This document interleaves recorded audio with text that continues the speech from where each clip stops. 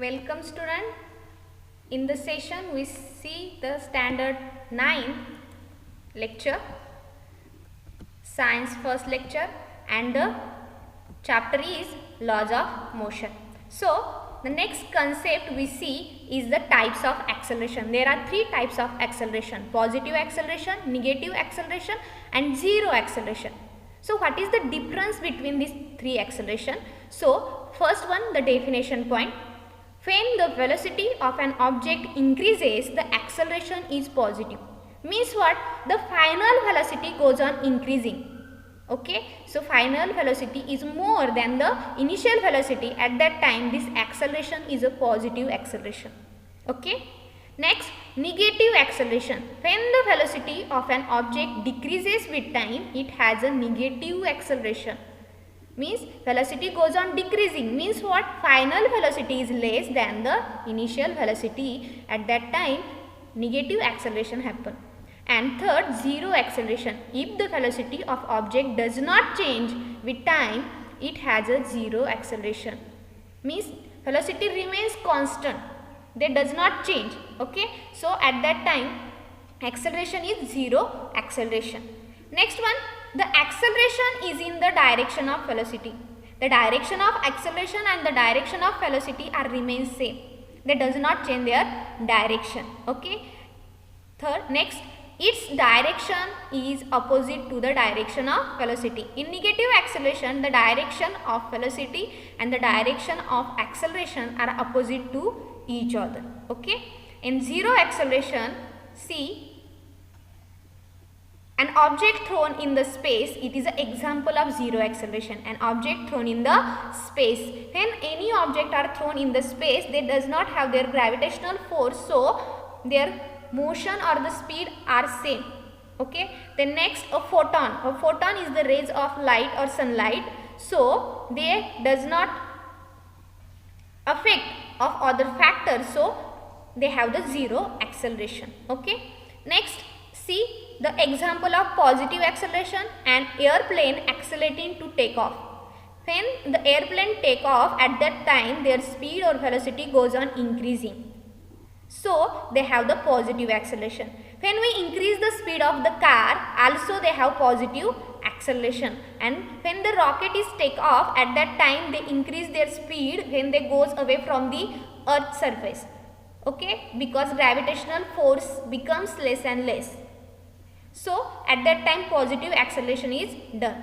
Next, the example of negative acceleration. When we apply the brake in moving car, at that time the speed of the car becomes less and the negative acceleration is done.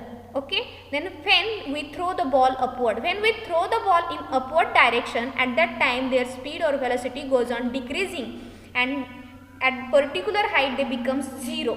So their final velocity becomes zero or less than the initial velocity, so that acceleration is negative acceleration. Okay. Then next we see the distance time graph for uniform motion. We know what is meant by uniform motion. When an object covers equal distance in equal time interval, at that time that motion is called as uniform motion. For plotting the graph, we consider one example. See, a distance covered by car in fixed time interval is given by here. So for plotting, we have take the time along x-axis and the distance along the y-axis. Okay. So here is a chart which gives the information about the time and the distance. Okay. So time here 0 second, 10 second, 20, 30, 40, 50, 60 and 70. At particular time, this car covers the distance 0, at 10 second 15, 20 second 30 meter and 30, 45 meter up to 105. When we calculate the difference in between them, 10 minus 0 becomes 10 second, 20 minus 10 we get the answer is 10 second, up to 70 we get the 10 second. Means what? There is a equal time interval. And when we calculate the difference in between the distance, 15 minus 0, 15 meter, 30 minus 15, 15 meter, 45 minus 30, 15 meter. So up to 105, when we calculate the difference, we get the 15. So they have also the equal distance. Means what? They have the uniform motion. Then what is the nature of the graph of uniform motion? So let's plot the graph. See, here is a red readings which indicate the y-axis reading and the purple readings which indicates the x-axis reading. X-axis is a horizontal axis and the y-axis is a vertical axis. So when we plotting any graph, we take the scale. Okay, the scale on the x-axis we take the 2 centimeter is equal to 20 seconds. Okay, on x-axis 2 centimeter is equal to 20 seconds. On y-axis we take the 1 centimeter is equal to 10 meter. 1 centimeter is equal to 10 meter. 10 after 1 centimeter 20, 30. So when we put the points on this graph, so first at the 0 distance. So first point is here 0, 0. Okay. After that at 10. So 10 is middle between the 0 and 20. So here 10 and the distance is 15. So 15 is here in between the 10 and 20. Middle point of this 10 and 20 is a 15. So point becomes here. Okay, we get the point here. So point it at the 20. We have to 30 distance. So at 20 here 30 and so point is here. Then after 30 we have 45 distance. So 30 is in between the 20 and 40 here and 45. So here is a 45 in between 40 and 40. So point is become here. Okay, and after 40 at 40 we have to point is at the 60. So 60 is here. So this intersection point is here. So point is here. Up to 105 when we get or draw the points, we get these points, and when we join these points we get a straight line. So this is a straight line and which are passing through the 0 or origin. Okay, so for uniform motion, so an object in uniform motion covers equal distances in equal time interval. Okay, so thus the net graph between the distance and time is a straight line. What is the nature of this uniform motion? It is a straight line. The nature of graph is a straight line. Remember student, for the uniform motion, distance time graph nature is a straight line. Always straight line. So when we have the questions on this graph, so remember here is a straight line graph is graph for the uniform motion. Okay. Next, so in the distance time graph above, what does the slope of the straight line indicate? Okay. So here is a slope. When we take the slope, we know the formula of slope is y2 minus y1 upon x2 minus x1. So y2 point is indicate the distance and the x indicate the time. So distance upon time is the formula of velocity. Okay. So the slope indicate the velocity. We get the velocity. Okay. In the distance time graph above, what does the slope of the straight line indicate? It indicate the velocity. Means what? We get the velocity from this graph. Okay. The next graph is distance time graph for non-uniform motion. What is the non-uniform motion? When the object does not cover equal distance in equal time interval, at that motion is called as non-uniform motion. So we have to consider the one example, distance covered by bus in equal time interval. Then draw a graph of distance against time. So here is a chart. Time in second and distance in meter. At 0 second distance 0. At the 5 second distance is 7 meter. 10 second 12 meter. 15, 20. So when we plotting the graph similar to first graph, we have to take the readings. Red colors indicate the y-axis reading, purple color indicate the x-axis reading. X-axis is a horizontal axis and y-axis is a vertical axis. So we have to take the scale.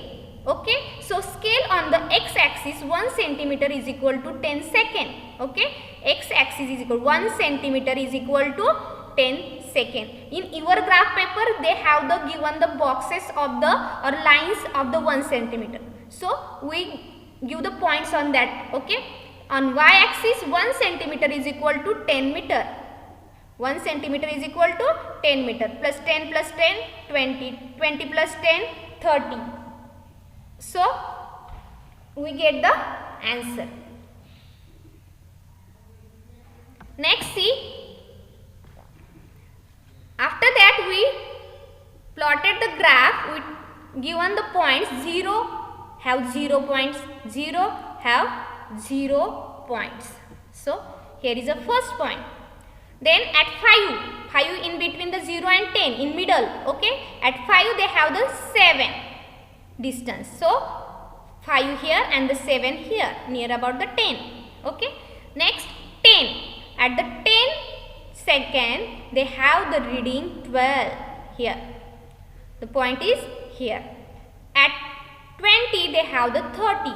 At 20 they have the 30. So 20, 30. See how to given the points.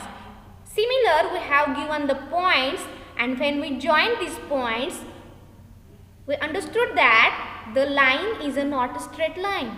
Line is not a straight line. Means it indicates that motion is a non-uniform motion. When the nature of graph is not straight line and that graph is distance upon time or distance versus time, then this graph is for the non-uniform motion. Okay. See next. Here the distance changes non-uniformly with time and thus the bus is having non-uniform motion. Okay. The next, velocity time graph for uniform motion. Velocity time graph for uniform velocity. Here consider example, a train is moving with uniform velocity of 60 km per hour for 5 hours. The train is having the 60 km speed, okay, and they continuously runs with 5 hours. They continuously run 5 hours. So we have to plot the graph. So velocity are taken on y-axis and the time are taken in on the x-axis. These red colors indicate the y-axis reading and the purple color numbers indicate the x-axis reading. So here firstly we have take the 1 hour. At 1 hour they have the 60 km per hour reading. Okay. Then at 2 hours they also have the 60 km.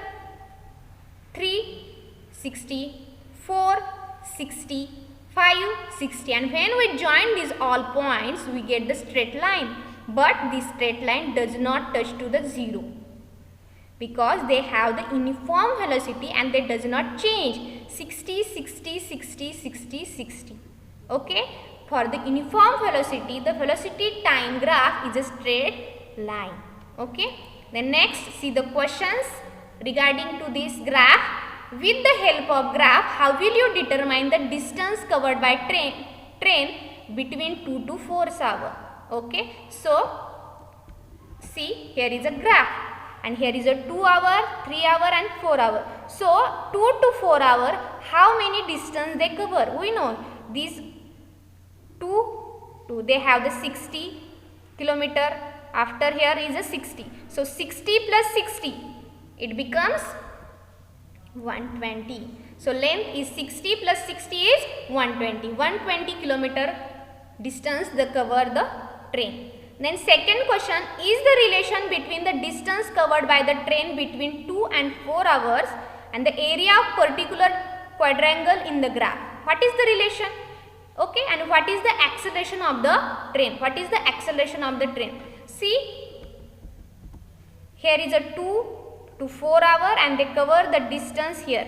So when we see this shape, this is a rectangle. Okay, so we know the area of the rectangle. When we calculate the area of rectangular, length into width, length is 60 and width is 2. So 60 into 2 is 120. So area of rectangle and the distance covered by the train is equal. They are equal. Okay. And what is the acceleration of train? We see the there is a velocity is 60 km per hour. That does not change their velocity. Means what? Velocity remains constant. So acceleration is 0. They have the 0 acceleration. Understood? Then thank you students. I hope you understand all the concept, and please draw the graph on your notebook. Thank you.